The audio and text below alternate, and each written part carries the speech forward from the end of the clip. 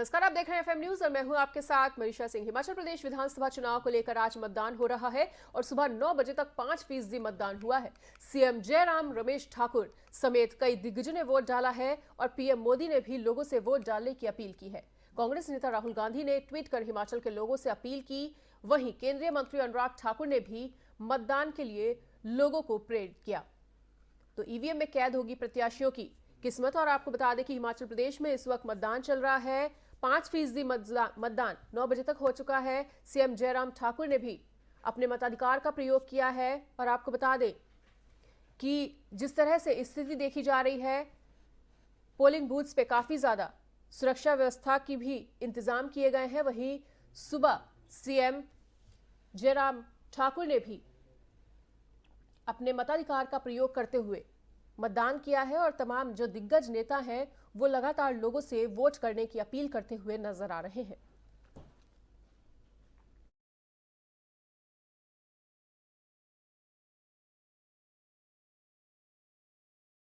और इसी खबर पर अधिक जानकारी के लिए हमारे सहयोगी विनोद गुप्ता हिमाचल से हमारे साथ जुड़ चुके हैं। तो विनोद, किस तरह की स्थिति देखने को मिल रही है पोलिंग बूथ्स पे? कितना फीसदी मतदान अभी तक हो चुका है?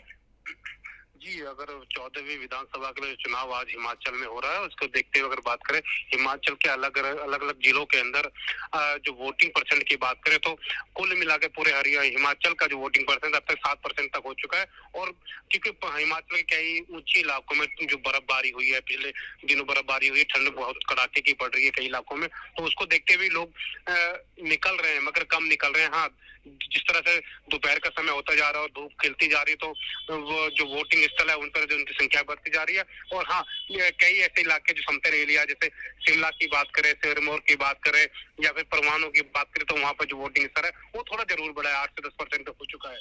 हाँ, 8 से 10% हो चुका है। और शाम होते होते, क्योंकि 8 से 5 बजे तक का समय है और 5 बजे तक जो लोग लाइन में लग जाएंगे, कतार में लग जाएंगे, उनका वोट भी डाला जाएगा। जी बिल्कुल विनोद, और क्या लगता है हिमाचल प्रदेश में इस बार सत्ता बदलेगी या फिर रिवाज?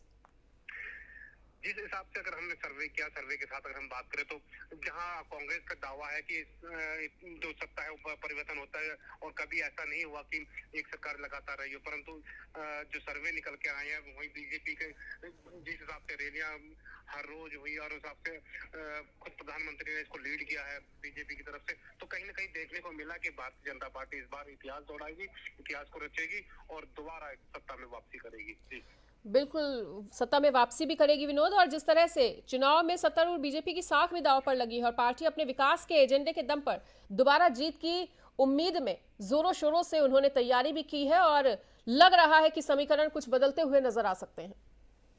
बिल्कुल बिल्कुल, बीजेपी के जो बीजेपी अध्यक्ष है जेपी नड्डा का अपना होम स्टेट है, अनुराग ठाकुर कैबिनेट मंत्री यहाँ से आते हैं। और भी ऐसे नेता है जो, क्योंकि जयराम सरकार जो पिछले दावे कर रही थी हमने कि हर जनता को आम जन सुविधाएं दी, और खासकर आम जन ने भी कोई इस तरह की कोई शिकायत ही नहीं की कि सरकार ने कोई काम नहीं किया है। तो इसी को देखते हुए कहीं ना कहीं हिमाचल के अंदर सरकार बीजेपी की साख दाव पे लगी है, वहीं बीजेपी के अध्यक्ष की भी साख दाव पे लगी है। और यही कारण की शायद खुद उत्तर प्रदेश के मुख्यमंत्री को बार बार, जहाँ तीन बार का समय उनका यहाँ हिमाचल के लिए सोचा गया था, जोड़ा गया था, परंतु उसके बाद लगातार उनकी यहाँ जो रैलियां की गई है, तो कहीं ना कहीं भारतीय जनता पार्टी ने तो ताकत झोंकी है, उसको उस परिणाम के साथ शायद 8 दिसंबर को जो रिजल्ट आएगा वो बीजेपी के पक्ष में आ सकता है। जी बिल्कुल विनोद, अगर हिमाचल जीतते हैं बीजेपी तो बीजेपी का कॉन्फिडेंस भी इस बार काफी ज्यादा बढ़ता हुआ नजर आएगा।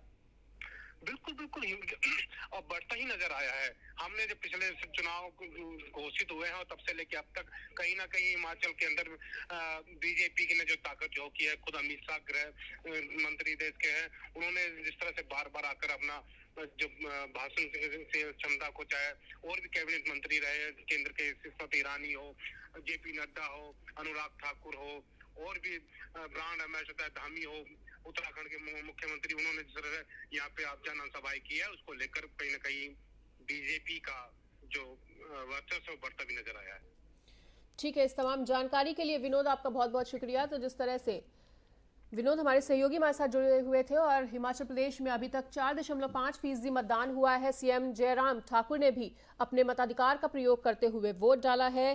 तो हिमाचल में 9 बजे तक 4.5% मतदान हुआ। सीएम जयराम रमेश ने वोट डाला है, तमाम दिग्गजों ने भी वोट डाल दिया है और बड़े बड़े जो नेता हैं वो लगातार हिमाचल की जनता से वोट डालने की अपील कर रहे हैं। आपको बताना चाहेंगे कि हिमाचल प्रदेश में 68 विधानसभा सीटों के लिए सुबह 8 बजे से मतदान चल रहा है और प्रदेश भर में बनाए गए 7,881 मतदान केंद्रों में शाम 5 बजे तक वोट डाले जाएंगे।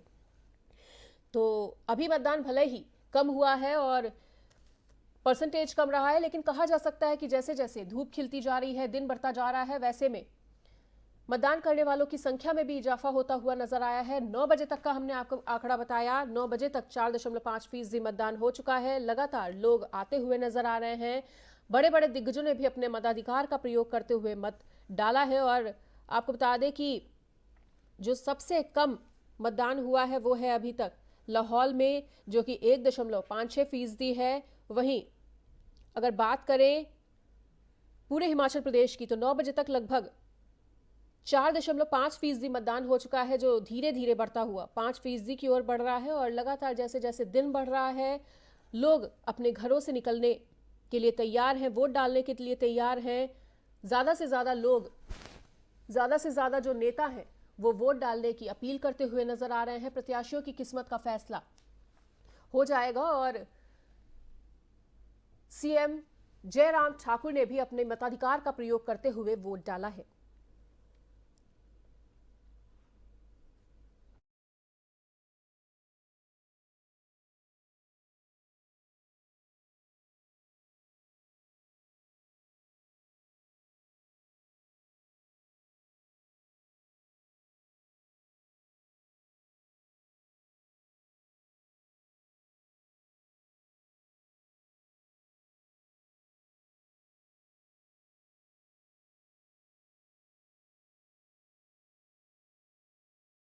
इसकी भारत जोड़ो यात्रा में महाराष्ट्र के पूर्व सीएम के बेटे और पूर्व मंत्री आदित्य ठाकरे शामिल हुए और हिंगोली में 11 नवंबर को उन्होंने कांग्रेस सांसद राहुल गांधी के साथ पदयात्रा की।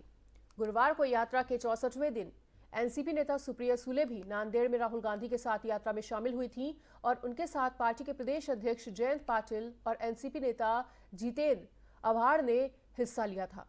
एनसीपी अध्यक्ष शरद पवार को भी भारत जोड़ो यात्रा में हिस्सा लेना था, लेकिन वो स्वास्थ्य कारणों की वजह से इसमें शामिल नहीं हो सके।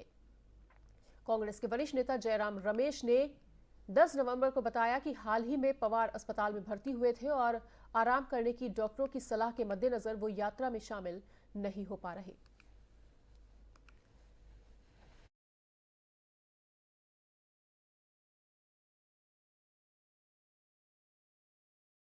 महाराष्ट्र के रायगढ़ जिले में शुक्रवार को एक स्कूल की बस खाई में जा गिरी, जिसकी वजह से 7 लोग घायल हो गए हैं और घायलों में 2 छात्र और बस चालक शामिल हैं।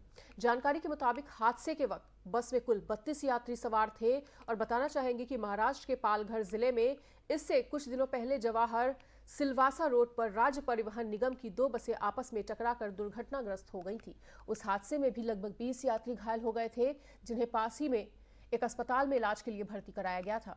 गौरतलब है कि महाराष्ट्र में बीते दिनों सड़क दुर्घटनाओं में कई घटनाएं सामने आई हैं। वहीं कुछ दिनों पहले भी नासिक में भीषण सड़क हादसे की खबर सामने आई थी, जिसमें एक प्राइवेट बस और ट्रक में जबरदस्त टक्कर हो गई थी और इसके बाद बस में आग भी लग गई और हादसे में 12 लोगों की दुखद मौत हो गई थी।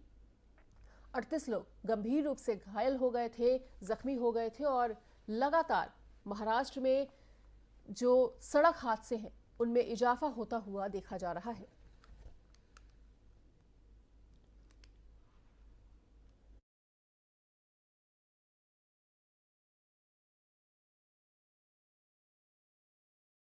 एक्ट्रेस जैकलीन फर्नांडिस से मनी लॉन्ड्रिंग मामले में पूछताछ चल रही है और इसी बीच उनकी जेल या फिर बेल पर गुरुवार को फैसला आने वाला था, लेकिन अदालत ने फैसला सुरक्षित रखते हुए 10 नवंबर की तारीख दी थी। हालांकि पटियाला हाउस कोर्ट ने फैसला टालते हुए एक्ट्रेस को राहत दी है। 15 नवंबर तक उनकी अंतरिम जमानत बरकरार रहेगी और इसके साथ ही मंगलवार शाम को फैसला सुनाया जा सकता है। बताना चाहेंगे कि कोर्ट द्वारा मिली उन्हें अंतरिम जमानत 10 नवंबर को ही खत्म हो चुकी थी।